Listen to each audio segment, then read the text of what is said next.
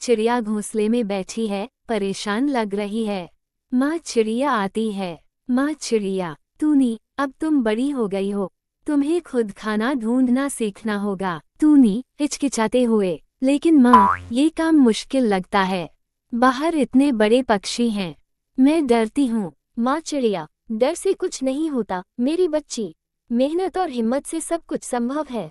माँ चिड़िया उड़ जाती है। टूनी सोच में पड़ जाती है।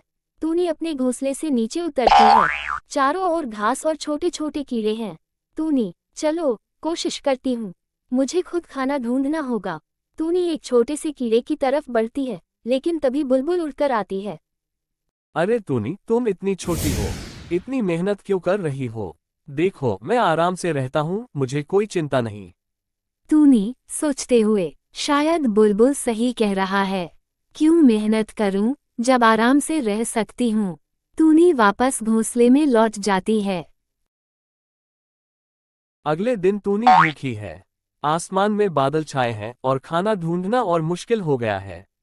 बुलबुल आराम से बैठा है। टूनी परेशान होकर, मुझे इतनी भूख लगी है, लेकिन मुझे खाना नहीं मिल रहा। माँ चिड़िया फिर आती है। माँ चिड़िया, देखा, टूनी, मेहनत किए बिना पेट भरना मुश्किल है। बुलबुल जैसे आराम करने वाले पक्षी हमेशा दूसरों पर निर्भर रहते हैं। टूनी संकल्प लेते हुए, आप सही कहते हैं माँ, मैं अब मेहनत करूंगी। टूनी अपने घोंसले से निकलकर मेहनत करती है। धीरे धीरे वह कीड़े और दाने ढूंढने में सफल होती है। बुलबुल उसे देखकर चौंक जाता है। बुलबुल, टूनी, तुम इतनी मेहनत क्यों कर रही हो? टूनी, क्योंकि मेहनत से ही मैं अपनी भूख मिटा सकती हूँ। दूसरों पर निर्भर रहना सही नहीं। कुछ दिन बाद टूनी मजबूत और स्वस्थ हो जाती है। बुलबुल कमजोर दिखता है क्योंकि उसे खाना नहीं मिला। माँ चिड़िया, देखा, टूनी, मेहनत का फल हमेशा मीठा होता है। अब तुम निडर और जिम्मेदार हो गई हो।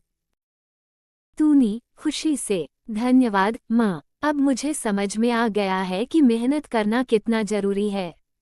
टूनी खुशी खुशी आसमान में उड़ने लगती है।